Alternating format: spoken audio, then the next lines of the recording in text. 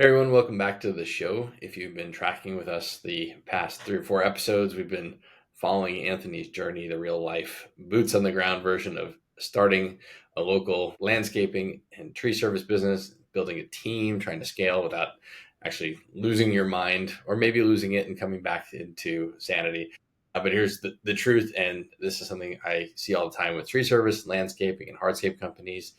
They try to grow before they've got a solid digital foundation. And so, either the website's outdated or the Google business profile is missing key info. There's no reviews, there's no photos, there's no tracking, and they wonder why their marketing doesn't work and they don't get phone calls. So this is an episode that kicks off a short series that we're going to call "Fix This First," and we're going to start with one thing that really every serious business needs to get right, and that's trust, especially now. And here's where it really starts to get real. So in Google's eyes, local service businesses, especially in niches like tree removal, irrigation, or anything involving a person's home safety or finances, fall under what's called YMYL, your money or your life. And that means if your site feels sketchy, if your Google profile is incomplete, if your reviews aren't recent, Google's less likely to show you because it thinks you might hurt the user.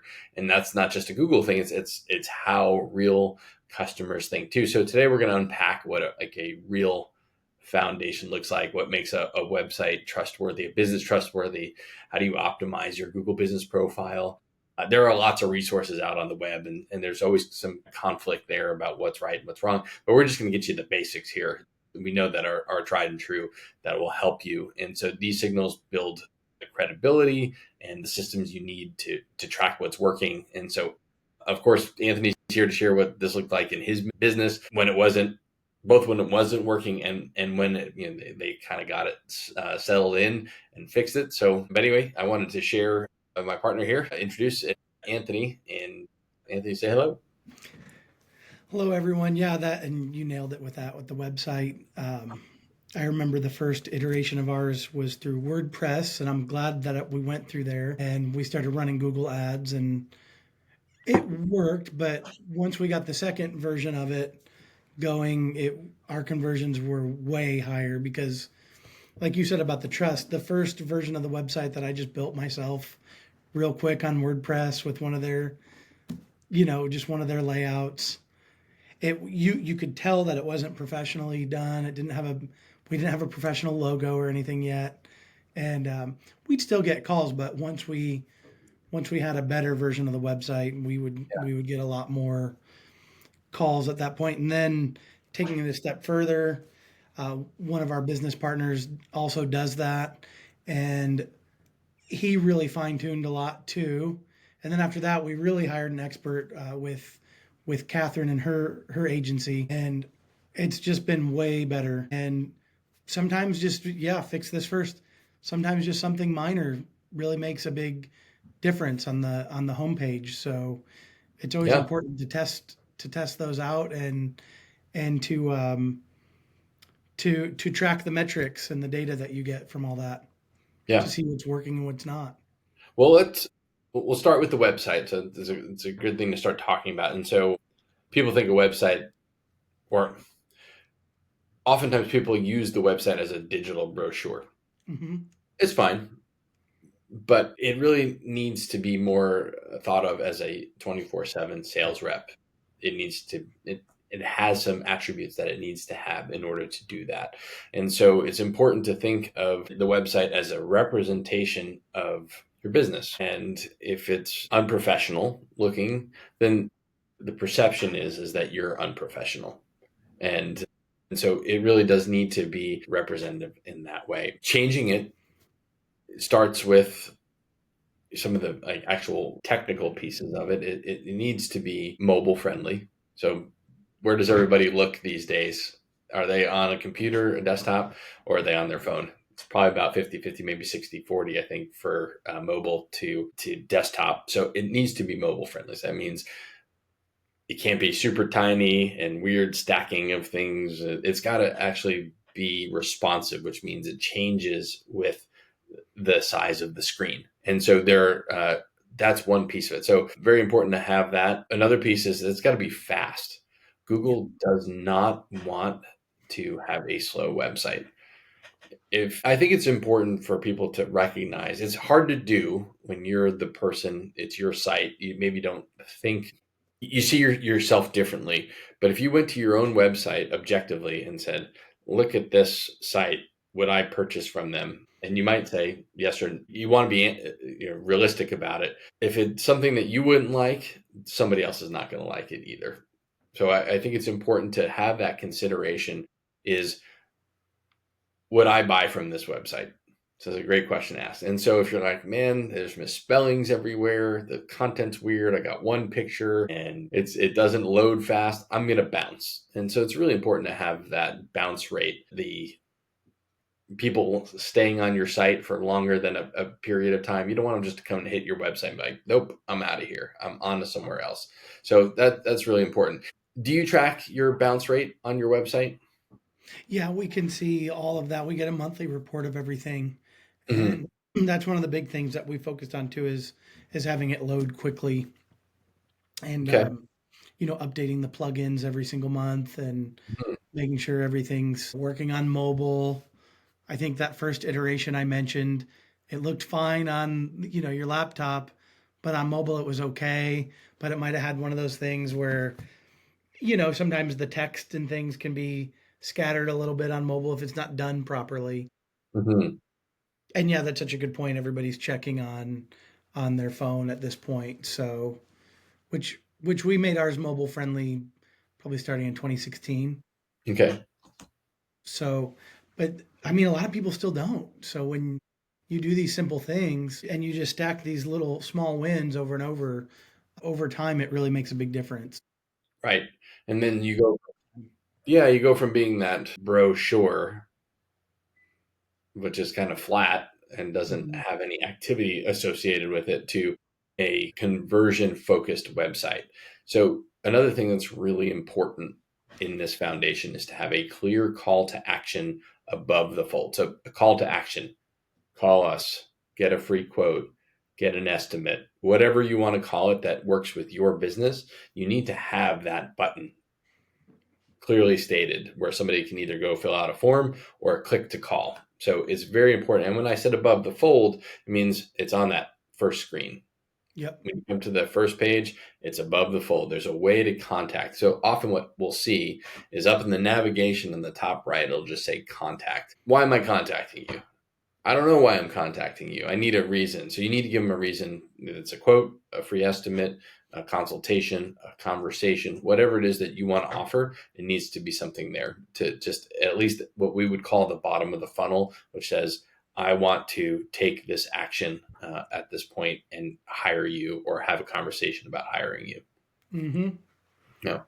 Yeah, and some people might think, they don't want their website to be too salesy or whatever, but everything shows that it works. And you've Right. seen the websites that really convert. It'll like as you're scrolling through it and reading it, you ever get on a website where you just feel compelled to buy the thing, whatever it is, Sure. and you're scrolling and you keep seeing that button that says purchase now and you see it three times and then you're finally like, all right, Yeah, that's I you do want to that. be a resource for people. So your information on that first page is really important. This is what I do. This is where I do it. Here are the photos of the work that I do and where I do it. And that resonates with people, particularly for local service businesses. So and you really want your website to convert those visitors into leads. Going back to I imagine aligning with your journey that the lawnmower in the back of the minivan, the website probably was similar in style, Oh, sure it was back then. Yeah, and that's fine. That's where you are, but it should match up to where you are in your business and your professional growth that there. can actually be a benefit. Because if you look like you're going to show up with big heavy equipment and big trucks and dump trailers and all that, and you just have a push mower in the back of a minivan, no, because then you'd get too many disappointed people. So I'm glad that we didn't have the marketing program we have today back then. Right. You know, we were just advertising on classified, the university's classifieds page and all that, and the professors understood. We worked with a lot of professors in town, but our ads would say new business, just starting out, recent IU grad. They knew.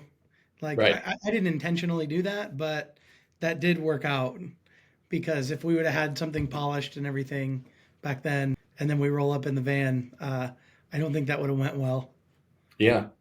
Yep. Right. That's right. Can you imagine you've had like a big, huge bucket truck there with a Like on the website.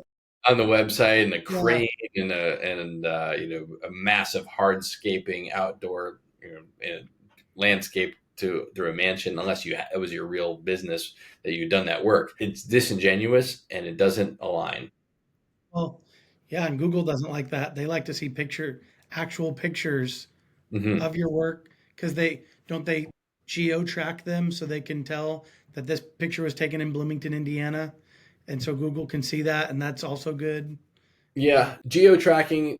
There's some question about that and how important that is, but they can locate that picture and they do Yeah, know that you're doing this work in this area. So when I talk about geo tracking and tagging it in the back of pictures, it's you can show a picture and Google can figure out where it is. So yeah. that's important. So the real picture with the real work is really very valuable. And so I think sometimes people get overwhelmed by because they can't do it to the great extreme that they want to.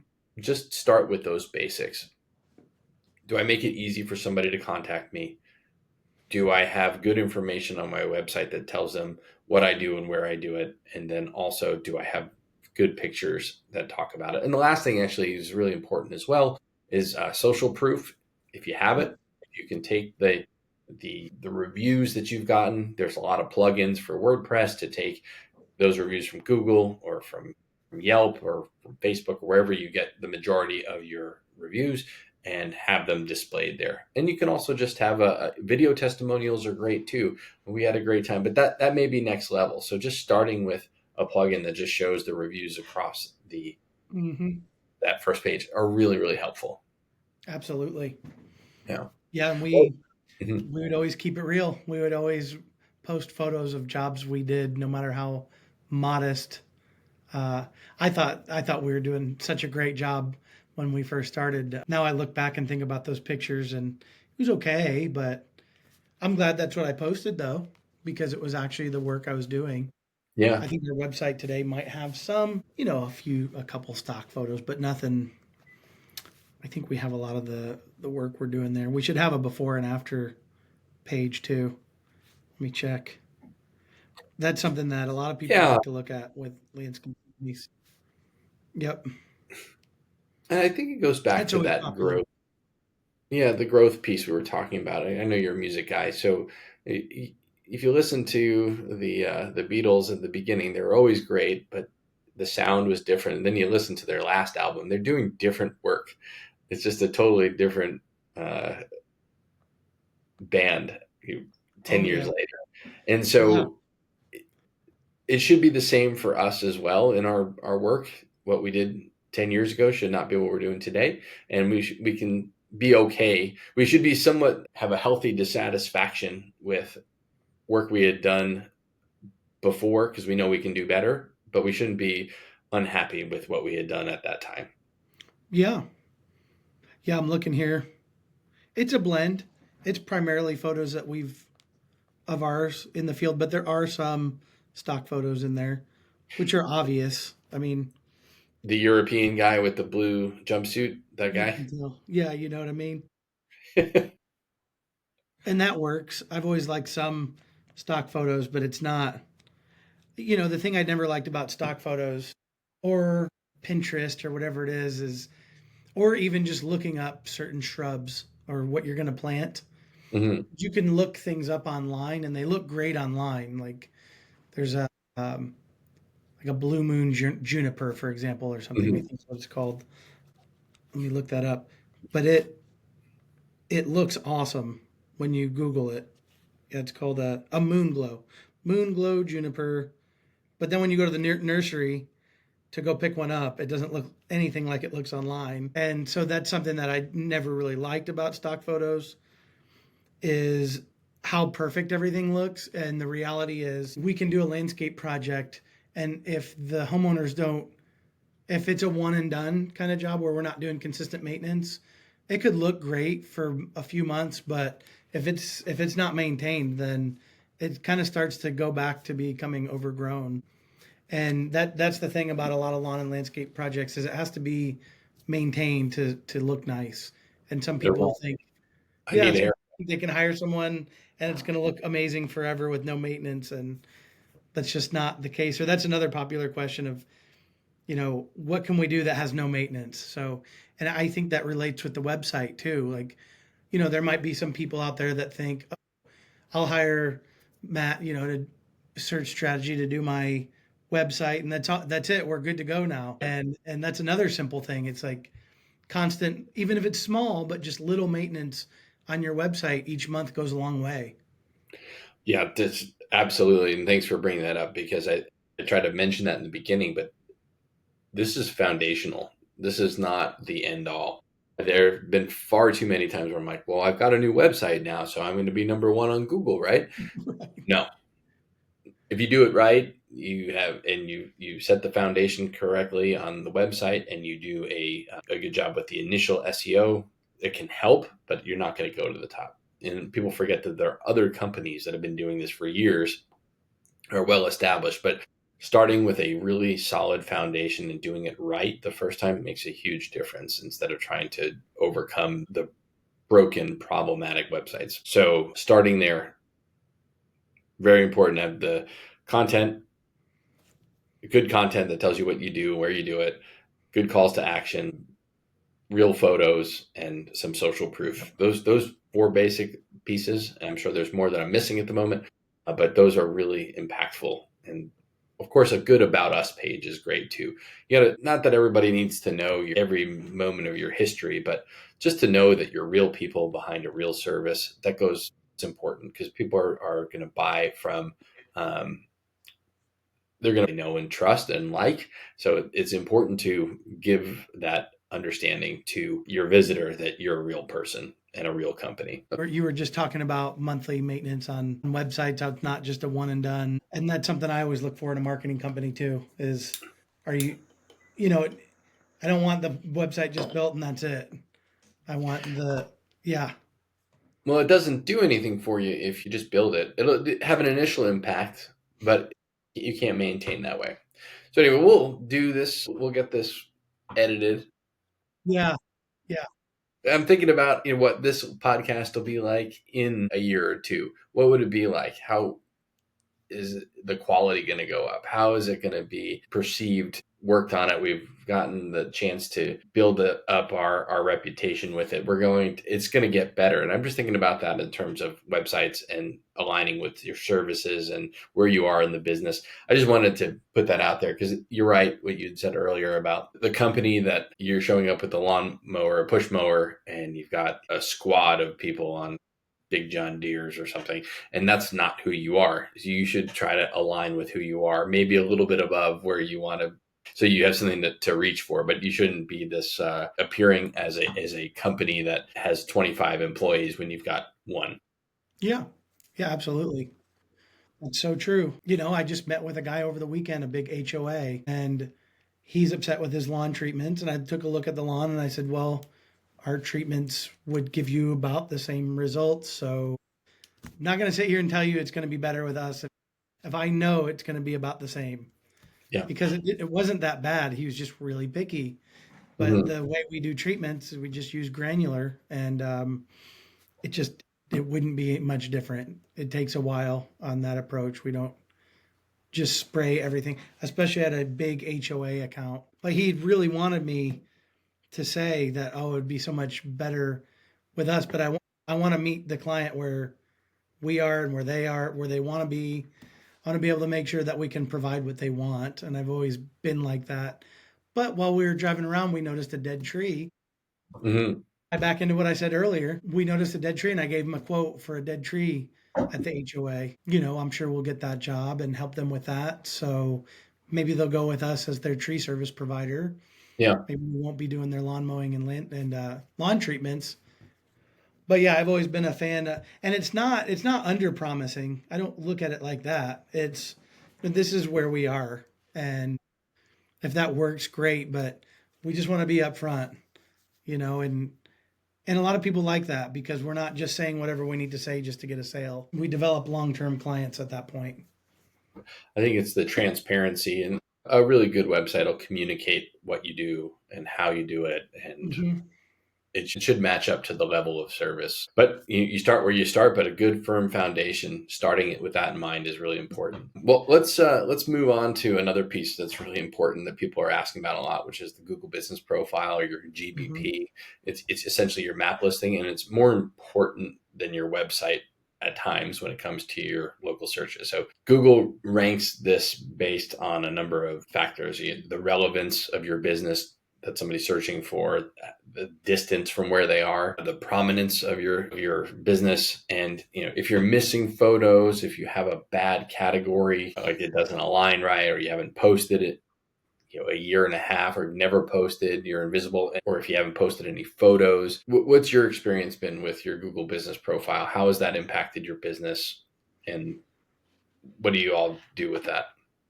Yeah, it's been huge with that because we've always posted new photos, and when you do that, you show up in the results a lot better, a lot more often when you're posting photos and videos. And they used to have like where you could post a promotion you're doing. Mm-hmm. If they still have that, that always moved the needle for us. And Mm-hmm. then with the Google Business Profile, getting it listed through the other directories, like on Google Maps. So we Mm-hmm. started appearing at the top of Google Maps really early on, and that really moved the needle for us a lot as well. So we did one of those directory listings. I think it was through back in the day. Oh man, Vistaprint or something. They did that. They don't do it anymore, but it's where each month they kind of like refresh all the directory listings, Mm-hmm. and that helps you. I think we use a different software now. It's a different company it goes through. I think it's like Bright Local or something like Yep. that. Those are Um, called citations. And essentially, what that is your name and address and phone number. yep. And they want that to be consistent across the web. They just want to know that you're a real business. So, again, Yep. it goes back to what we were talking about before, which is trust, and making sure that Google's going to show you when they know that they can trust you. So, the photos, the reviews, the amount of reviews you have are really important. So, continue to get reviews. They don't all have to be 5 stars. What they're looking for are somebody who's getting real good feedback, and they're getting it consistently. And also, please, whoever's listening to this or watching this, do not get fake reviews, because they'll bust you for it, and then you'll get suspended, and it's a whole thing to do. So real reviews from real people. If you get a 4 star and then so you get a 5 star, that's okay to have that average. You don't have to be a perfect five. It's good to be higher, of course, but real reviews are important, and lots of them. But then the citations, also the name, address, phone number that you can get through Bright Local. And there's other services. There are also some local directories that you want to get into beyond what those. So those are some of the top tier ones. You want to have some photos there. You want to have some information in there that lets them know what you do in that area. Also, another important piece of this is to make sure that you have I was going to say here, you have the correct category. So if you're a landscaper, you should be in landscaping, uh, or if you're lawn care, I think there's a lawn care service category. You want to pick the right categories, and you can pick multiple categories, but you just want to be the right one. You don't want to have construction if you're a hardscaping company, because it's confusing. You want to be in the right space. So you got to figure out the right category. And then also, you should list out some FAQs, some frequently asked questions about what you run into. Answering questions, you can actually pose the question yourself and answer it yourself. It doesn't have to come from somebody else. You want to just give a lot of good information in terms of what you do. So the more open you are about it, the more transparent you are, the more Google is going to trust you. So if you're not familiar, at the top of Google, there's the maps section, or a map that comes up, and there's 3 positions there, and that's the Google Business Profile map pack, and you want to be in that spot. And then it is connected to your Google Maps listing, and it'll click you over to that. You'll see that they're connected, but it's important to do as much as you can up here in those top 3, because that's where most people are looking in a general Google search. I So couldn't agree more. Yep. Yeah. And how do you feel? I know we're talking about Google Business Profile right now, Mhm. but I know a lot of people out there right now they're probably tempted to just build their whole website with AI and use AI generated pictures and all this Yeah. stuff. What do you think about all that? Like, how does that? Well, Yeah. that's a great segue. The same goes for Google Business Profile. Google, you're if you're in landscaping or tree service, you're doing services that affect people's homes, their finances. It's connected. It's that your money, your life that I was talking about earlier. It's really important to have the right trust signals available so that they understand that you're a real business. You're not fly by night. Anybody can put together AI websites now, but oftentimes they're garbage and they're not real. And Google wants to see real companies, especially when it comes to something that can have an impact on your finances or your home or your safety. So if a tree comes falling down on your house because two chucks in a truck with a chainsaw happen to have a lot of AI content, Google would in some way be responsible for promoting that service Yeah. that doesn't really have value, and they're not professional and they're dangerous. So Google's not going to allow for that. They want you to be the real deal. And so that's where these trust signals come in. So real jobs, real photos, pictures over the house, removing a tree, Yep. showing that kind of work is really important. And then the showing the hardscaping or retaining walls or something irrigation done properly. They want to see that so that people when they come to Google know that they're getting the best options possible. So Yep. it's and this is really in light of AI coming through. That AI is there's a lot of noise out there. And yes, AI is great at capturing all the information and putting it together, but they want real things for trust signals. Good. Yeah, that's what I figured too.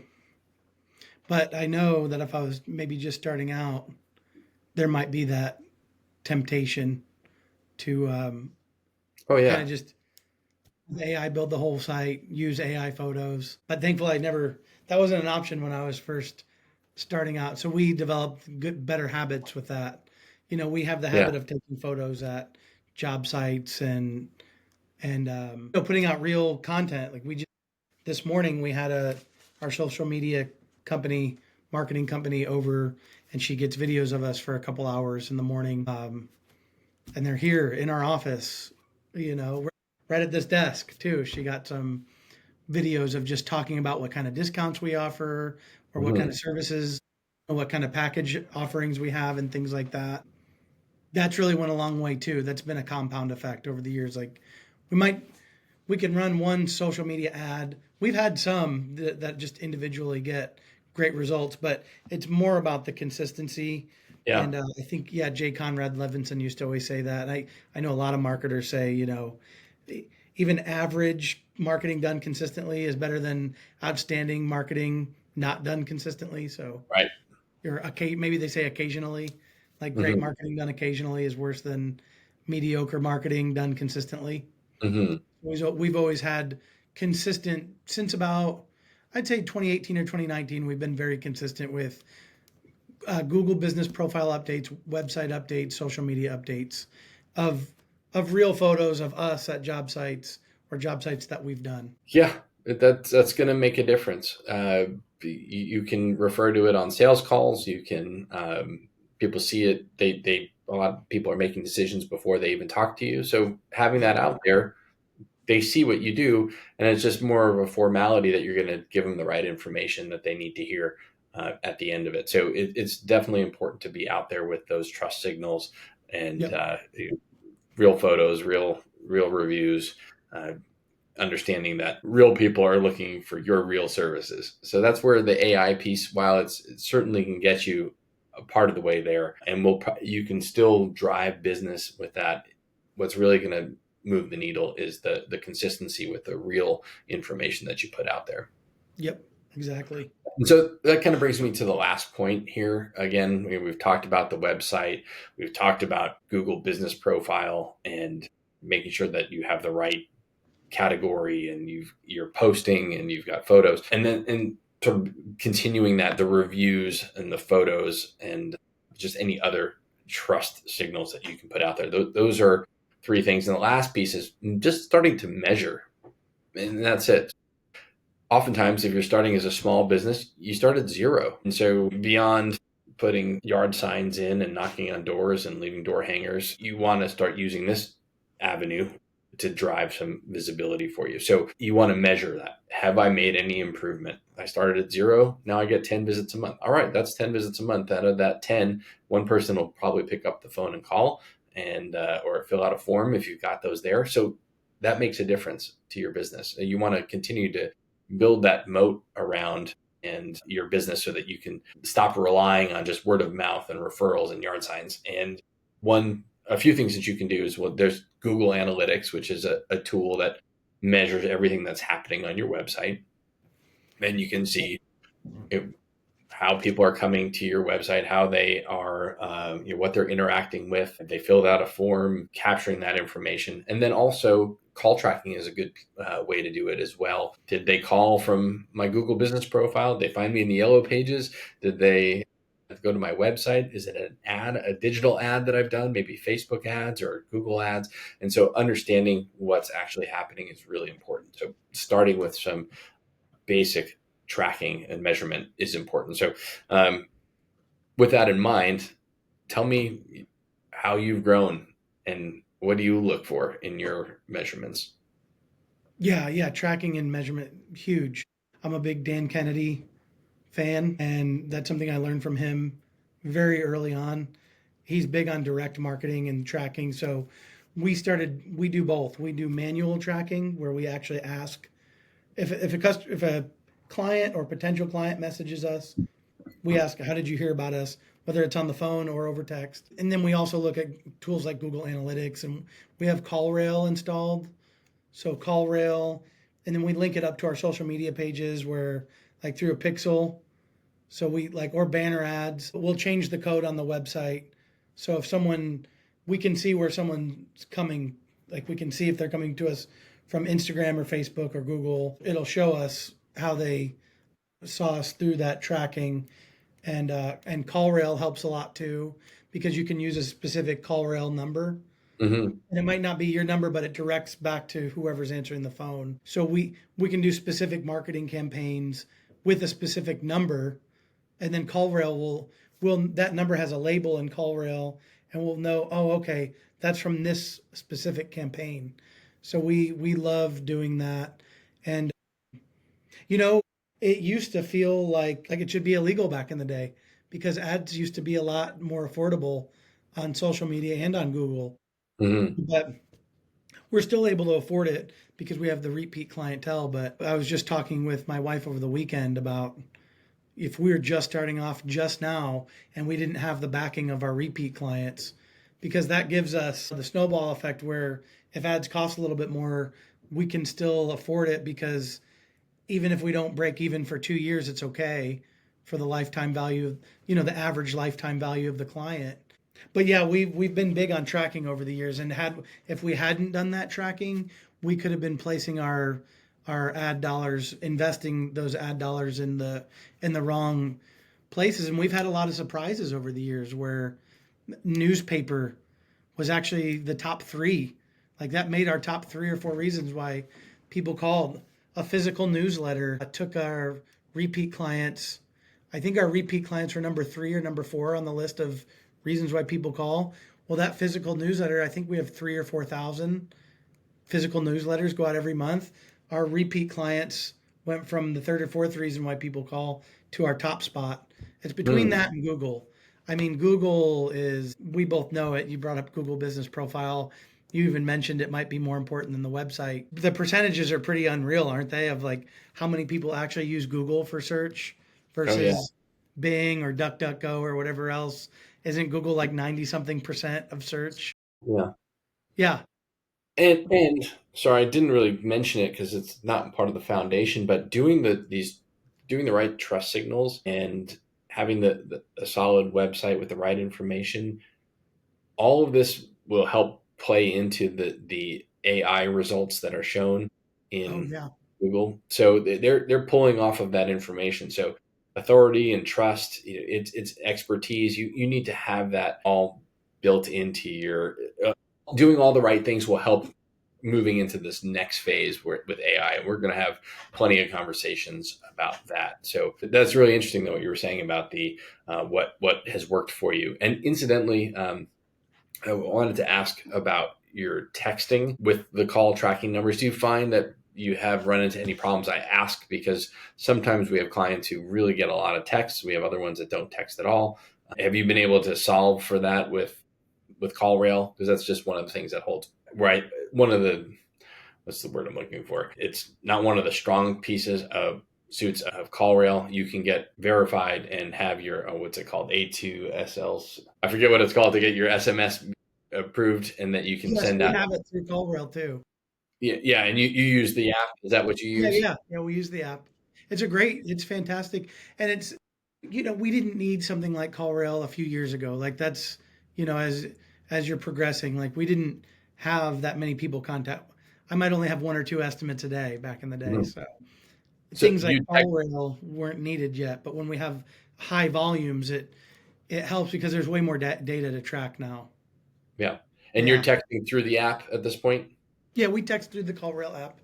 Okay, And that's one of the services that I'm sure you offer people too, is helping them get set up with CallRail and everything else. we do, So, we yeah, do that. it's been a big that's been a big one for a lot of companies I talk to, and CallRail's been really helpful. Great, Sponsored by CallRail. This podcast has been sponsored by right? Google and CallRail. I give But those we're guys gonna enough get money. we're gonna get corporate sponsors next. That's Yeah, right. We're working on yeah, it. we're working So, on it. all right. Well, I enjoyed our conversation. Thanks for hearing me out today because I know I've been asking you a lot of questions over time, but also thanks for sharing your. What a nice change of pace. It's like a breath of fresh air. I get to hear, and everything you're saying is so true. So, um, I hope other people listening to the podcast reach out to you for marketing help because there's just so many shiny objects for people to chase these days, Yeah. and you're doing it the right way. And the right way might take a little bit longer, but in the long run, and it might not take longer. Sometimes these foundational pieces you're talking about actually get you like SEO results and things actually a lot faster than when you try to take shortcuts because you don't get penalized and all these things. So yeah, doing it the right way, how you're doing it is the way to go. I kind of would equate it to if I'm going to go to the gym and I have good form and I continue to add weight, I'm going to get bigger and stronger. Yes, I can take some supplements, but AI is like steroids, just Yes. it's like juicing. But you're going to get found out, and Google doesn't want the juicers. They want the people who can really show their true effort there. Yep. Um, They've always been big on that. yeah. All right. Well, It was great seeing you. good to see you too. Glad we got this one in, and we'll see you again in 2 weeks.